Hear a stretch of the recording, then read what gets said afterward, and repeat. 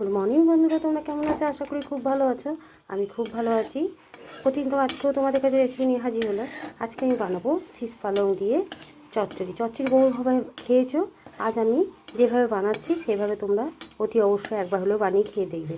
তার জন্য আমি দেখো বড়ি আগে ভেজে নিয়েছি। এইখানে শুকনো ইয়েতে কড়াইয়ের মধ্যে মানে ছোটো একটা হাতার মধ্যে পোস্ত আর সাদা কালো সর্ষে হালকাভাবে ভেজে নিয়েছি, ওটা গুঁড়ো করে নেবো। আর এইখানে দিয়ে দিচ্ছি শুকনো লঙ্কা আর ফোড়ন দিয়ে দিচ্ছি। এখানে সমস্ত সবজিগুলো আমি ধুয়ে দেখো ভালো করে ধুয়ে নিয়েছি। বলে দিচ্ছি কী কী। প্রথমে আমি সবজিগুলো দিয়েছি,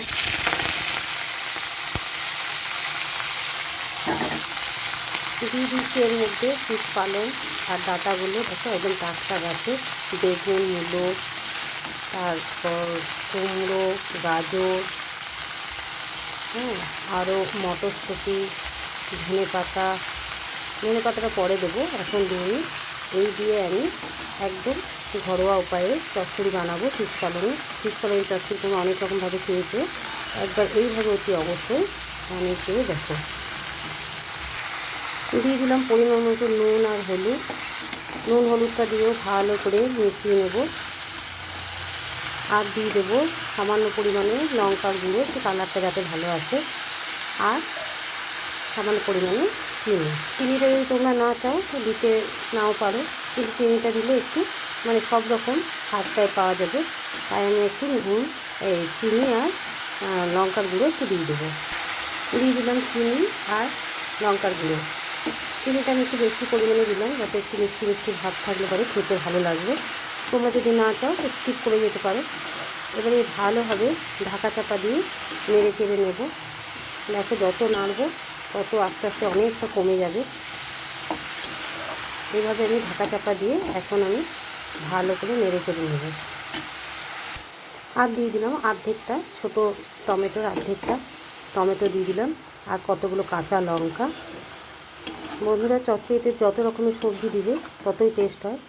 তাই আমি এর মধ্যে ফুলকপি, বাঁধাকপি সমস্ত মানে সব কিছু যা সবজি ছিল সেই দিয়েই বানাচ্ছি।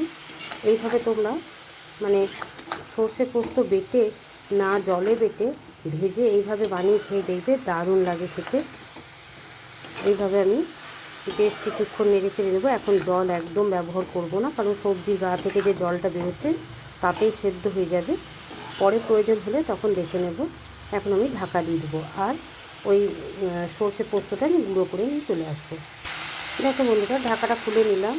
খুলে নিয়ে আরও কিছুক্ষণ নেড়ে চেড়ে দেবো, আবার ঢাকা দিয়ে দেবো। এইভাবে সেদ্ধ হয়ে যাবে। এখনও অবধি জল ব্যবহার করিনি। এইভাবে তোমরা সমস্ত রকমের সবজি দিয়ে আমি এর মধ্যে মূলো, বেগুন, আলু, হ্যাঁ, তারপর শীষ পালং, ডাঁটাগুলো দিয়েছি, ফুলকপি, বাঁধাকপি, গাজর, মটরশুঁটি, এই সমস্ত যা যা ছিল সব দিয়েই আমি বানিয়ে নিচ্ছি। তোমরাও এইভাবে বানাবে। আর বড়িটা আমি একটু পরে দেবো, আবার ঢাকা দিয়ে দেবো। দেখো বন্ধুরা, আর দিয়ে দিলাম এক মুঠো মতন ধনে পাতা। এবারে আমি একটু সামান্য পরিমাণে জল দেবো, যাতে মূলো ডাঁটাটা একটু সেদ্ধ হয়, খুব সামান্য পরিমাণে। বাস একটু জল দিয়ে আমি একটু ঢেকে দেবো, যাতে একটু সুসেদ্ধ হয়। এই সময় দিয়ে দিচ্ছি বড়ি আর ভাজা মশলা। ভাজা মশলার মধ্যে সর্ষে আর পোস্ত, দু রকমের সর্ষে আর পোস্ত। তোমরা চাইলে এক রকমও ব্যবহার করতে পারো। আর পুরো গুঁড়োটা দিইনি, কেন অনেকটা হয়ে গেছে গুঁড়ো করে, তাই অর্ধেক দিলাম আর অর্ধেকটা রেখে দিলাম, আবার অন্য সময় কাজে লেগে যাবে। দেখো আমার রেসিপিটা কমপ্লিট, অন্য একটা জায়গায় ঢেলে নিয়ে আসছি। তোমরা অতি অবশ্যই একবার হলেও বাড়িতে এইভাবে বানিয়ে খেয়ে দেখবে, সম্পূর্ণ নিরামিষ, দারুণ লাগবে খেতে। দেখো বন্ধুরা, তৈরি হয়ে গেল। তোমাদের কেমন লাগলো অতি অবশ্যই জানাবে। ভালো লাগলে লাইক, শেয়ার এবং চ্যানেলটিকে সাবস্ক্রাইব করে দেবে। আর বাড়িতে একবার হলেও বানিয়ে খেয়ে দেখবে। এখনকার মতো এতটুকুই, কালকে আবার অন্য কোনো রেসিপি নিয়ে হাজির হব। সুস্থ থেকো, ভালো থেকো, তোমরা আমার বন্ধু হয়ে পাশে থেকো।